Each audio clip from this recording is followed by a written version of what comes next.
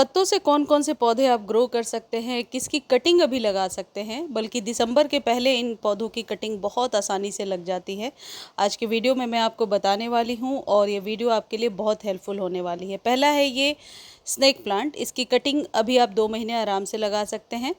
कहीं से भी एक बड़ी सी लीफ लेकर के आइए और उस लीफ को 3-4 पार्ट में काटिए। एक चीज़ ध्यान रखिए, नीचे का पोर्शन नीचे सॉइल में दबाना है और ऊपर का ऊपर। अदरवाइज़ यदि आप एक्सचेंज करेंगे तो कभी भी ग्रो नहीं होगा। फर्स्ट डे अच्छे से पानी डालिए, सेमी शेड में रख दीजिए और फिर 10 डेज़ तक पानी डालने की बिल्कुल भी ज़रूरत नहीं है। स्प्रे करके पानी दे सकते हैं और यदि इन पत्तों को निकाल कर देखेंगे नहीं, इसमें ही छोड़ देंगे, तो यहाँ से न्यू पब्स निकलने लगेगी और कई सारे पौधे तैयार होते जाएंगे। कंटेनर साइज़ आप कोई भी ले सकते हैं, मैं तो डायरेक्टली चेंज के कंटेनर में लगाती हूँ और उसी में ये पौधा अच्छे से ग्रो हो जाता है। अगला है रबर प्लांट। रबर प्लांट की कटिंग अभी बहुत आसानी से लग जाएगी। जब आप इसे कट करेंगे, इसमें कुछ मिल्किश वाइटिश सी चीज़ निकलेगी, बहुत पॉइजनस होती है। घर में पेट्स वगैरह हैं तो बचा कर रखिए। खुद भी यदि टच करते हैं तो आप ज़रूर अच्छे से हैंड वॉश कर लीजिए। ऊपर की कटिंग को थोड़ा सूखने दीजिए, फिर फंजीसाइड लगाइए और सॉइल में दबा दीजिए। इससे 2 काम आपके एक साथ हो जाएंगे। एक तो कटिंग मिल गई आपको और दूसरा पौधा घना भी होगा। लेकिन कटिंग जो है वो कम से कम 6 महीने पुरानी होनी चाहिए, स्टेम पुरानी होनी चाहिए। बिल्कुल न्यू स्टेम को यदि कट करेंगे तो नहीं ग्रो होगा, यानी आपका रबर प्लांट 6 महीने पुराना चाहिए। अगला पौधा जो अभी दिसंबर के पहले आप ग्रो कर लीजिए, यह है स्वीट पोटैटो वाइन। इसके 2 कलर्स आते हैं और इसको कहीं से छोटी सी कटिंग लाइए, मैं भी सोसाइटी से ही लेकर आई हूँ अपने, और इसे पानी में रख दीजिए। 3-4 दिनों में इस तरीके से जड़ें बनाएंगी और न्यू न्यू लीव्स आने लगेंगी। आप वेल ड्रेन सॉइल बनाइए और उसमें दबा दीजिए। फर्स्ट डे पानी दीजिए, फिर बार बार पानी देने की ज़रूरत नहीं है और ये पौधा बहुत अच्छे से ग्रो होता है। हैंगिंग बास्केट के लिए one of the best plant है।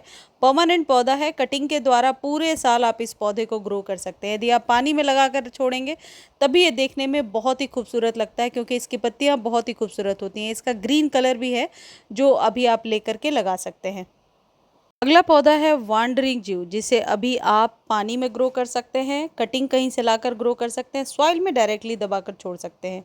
वांडरिंग जीव को सॉइल के ऊपर रखना होता है। कभी भी सॉइल के अंदर यदि दबाएंगे तो ये जड़ें गलने लगती हैं। सॉइल के ऊपर रखिए और स्प्रे कर दीजिए पानी से, बस उसके बाद सेमी शेड में रख दीजिए, पौधा ग्रो हो जाएगा। यदि आप पानी में रखेंगे तो 2 से 3 दिन लगेंगे और पानी में भी अच्छे से ग्रो हो जाएगा। अगला जो पौधा देख रहे हैं ये पर्पल हर्ट है। इसकी जड़ें पानी में नहीं बनती हैं, मैंने डालकर देखा, काफ़ी बार ट्राई किया, इसकी जड़ें पानी में नहीं बनती। इसको लगाने का एक दूसरा तरीका है जो मैं बता रही हूँ आपको। इस तरीके से आप 4-5 लेकर के आइए, कहीं से लंबी सी एक कटिंग लाएंगे तो 4-5 स्टेम को इस तरीके से कटिए और इसे सॉइल के ऊपर जस्ट बिछा दीजिए। अंदर दबाने से, यदि बहुत नीचे तक जैसे और सारे पौधे हम लगाते हैं उस तरीके से कटिंग लगाएंगे तो ये कभी भी ग्रो नहीं होगा। इस तरीके से हॉरिजेंटली यदि इसे आप सुला देते हैं और 1 इंच ऊपर से सॉइल डाल देते हैं और पानी स्प्रे करके देते हैं, ये बहुत आसानी से ग्रो होता है। बहुत तेज़ धूप में नहीं चलेगा ये पौधा। तेज़ धूप में कभी कभी चल भी जाता है, लेकिन तब जब पौधा बहुत पुराना और इकट्ठे बहुत सारे लगे हुए हैं। और इस पौधे को पानी डेली नहीं देना है, ज़्यादा पानी देने से ये पौधा ख़राब होने लगता है। कहने का मतलब है थोड़ा केयरलेस छोड़ दीजिए, इसे लगाइए और साइड में रख दीजिए। अगला जो पौधा है अडेनियम है। अडेनियम को अभी आप कट कर सकते हैं, इसकी कटिंग लगा सकते हैं बहुत ही आसानी से, और अडेनियम बीजों से भी ग्रो हो जाता है। अभी नवंबर में इसके बीज यदि आप लगाएंगे तो बहुत आसानी से बहुत सारे पौधे एक साथ बना सकते हैं। अडेनियम को डेजर्ट रोज़ के नाम से भी जाना जाता है। तो डेजर्ट क्योंकि नाम जुड़ा हुआ है तो आपको समझ में आ गया होगा। ओवर वाटर नहीं करना है इस पौधे को और सर्दियों में भी तेज़ धूप में रखना है। गर्मी में भी हालांकि धूप में रखते हैं हम, लेकिन कभी कभी गर्मियों में ख़राब होने लगता है। ज़्यादा पानी देंगे तो ये जो कोडेक्स है इसकी, ये गलने लगती है। अडेनियम को किसी भी शैलो पॉट में लगाइए, यानी कि वो पॉट जो 4-5 इंच का हो, जिसका मुंह चौड़ा हो। इस तरीके के पॉट में लगाएंगे तो अडेनियम बहुत अच्छे से ग्रो हो जाएगा। इसकी कटिंग करने से आपका पौधा घना भी हो जाएगा और आपको न्यू कटिंग भी मिल जाएगी। लेकिन कटिंग अपने पौधे से लेने का एक ही नियम है कि पौधा जो है 6 महीने साल भर पुराना होना चाहिए। अगला जो पौधा है जो कटिंग से आप ग्रो कर सकते हैं, इस तरीके के लक्ष्मी कमल या सकुलेंट्स जितने भी हैं वो सर्दियों में ही बहुत अच्छे चलते हैं। तो इनके पत्तों को यदि आप सॉइल के ऊपर रखते हैं सॉइल में दबाना नहीं है, सॉइल के ऊपर रख के पानी से स्प्रे कर दीजिए, बहुत अच्छे से पत्ते में रूट्स निकल आती हैं। अगला जो है ये जिजी प्लांट है। जिजी प्लांट को यदि आप चाहते हैं तो ये परफेक्ट टाइम है, रिपॉट कर लीजिए, कटिंग लगा लीजिए, रूट डिवीज़न से अलग करके आप एक से अनेक पौधे तैयार कर सकते हैं। देखिए मेरे जिजी प्लांट की रूट्स कुछ इस तरीके के हैं, नीचे बल्ब होता है, तो इन पौधों को, बल्ब वाले जो पौधे होते हैं उन्हें ज़्यादा पानी नहीं चाहिए, क्योंकि फिर यदि बल्ब में पानी स्टोर होता है तो बल्ब धीरे धीरे गलने लगता है। तो इस बात का ध्यान रखें कि बल्ब के पास से, यानी जिसे हम लोग रूट डिवीज़न कहते हैं, रूट डिवीज़न के पास से यदि आप अलग करेंगे तो ये पौधा बहुत जल्दी सॉइल में दूसरा पौधा ग्रो हो जाएगा।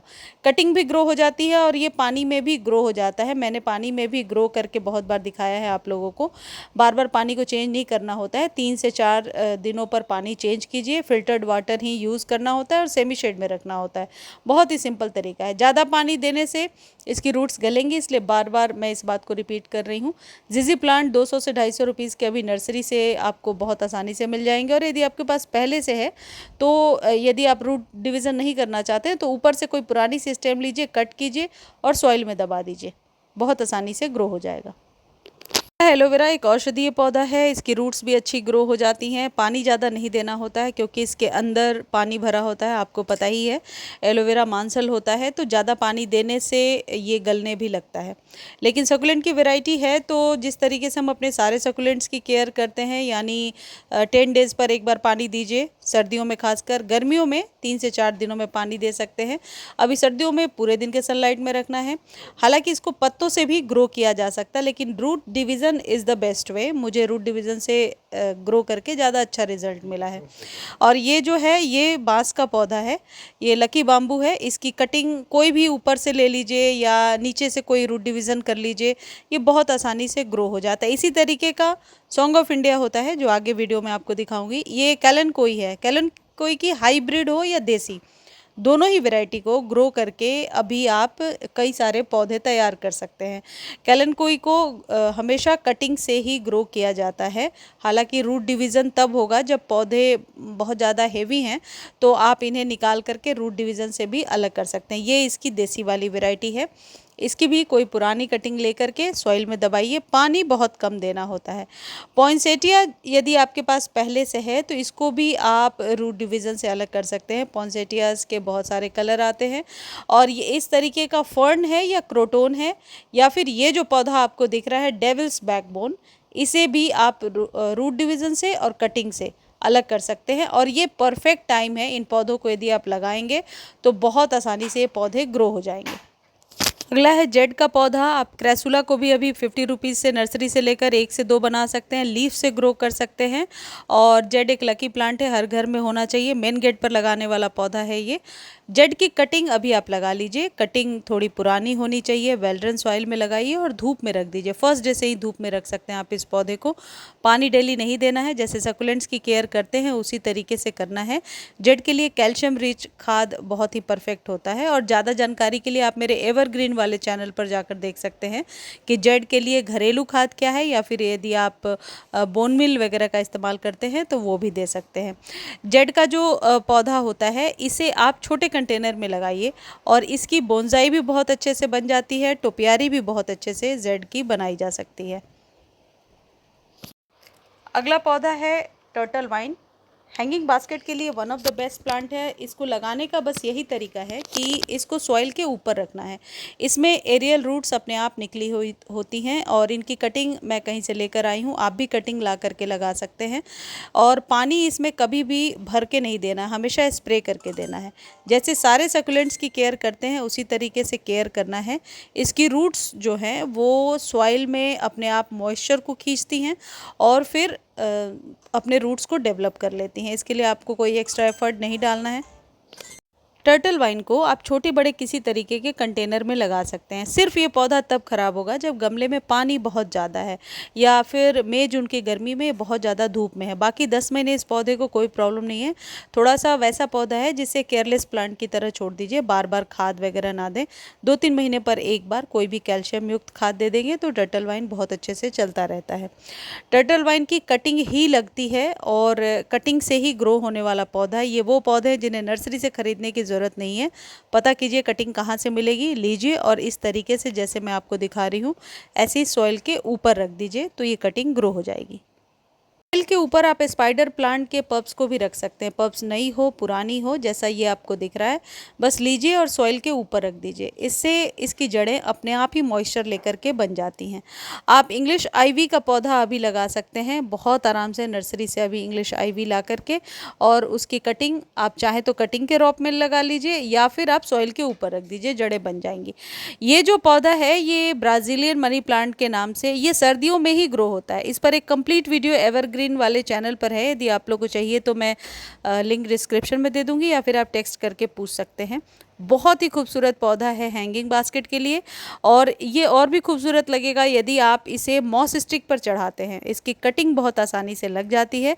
इसमें एरियल रूट्स तो कम निकली हैं लेकिन बहुत सारी ब्रांचेस निकली हैं, तो नई पुरानी कोई भी ब्रांच लग जाती है। और अगला जो पौधा है इसके नेम में थोड़ी सी कन्फ्यूज़न है, कोई कह रहा है एंजॉय पोथोस है और कोई कहते हैं मार्बल क्वीन है। मैं मार्बल क्वीन के नाम से लाई हूँ, आपको कोई और नाम पता हो तो कमेंट सेक्शन में ज़रूर बताइए। हैंगिंग बास्केट के लिए one of the best plant है और मैंने इसको हैंगिंग बास्केट में ही लगाया है। इस पौधे के साथ एक चीज़ ध्यान रखना है, जब भी आप कटिंग लगा रहे हैं पानी बहुत कम देना है। जैसे ही आप पानी देंगे इसकी पत्तियां गलना शुरू हो जाती हैं, पत्तियां झड़ने भी लगती हैं। कम पानी चाहिए, शेड में ग्रो होगा। दो क्वालिटी ये चीज़ें याद रखिए। और खाद के रूप में ये मैंने जो दिया ये चाय पत्ती है।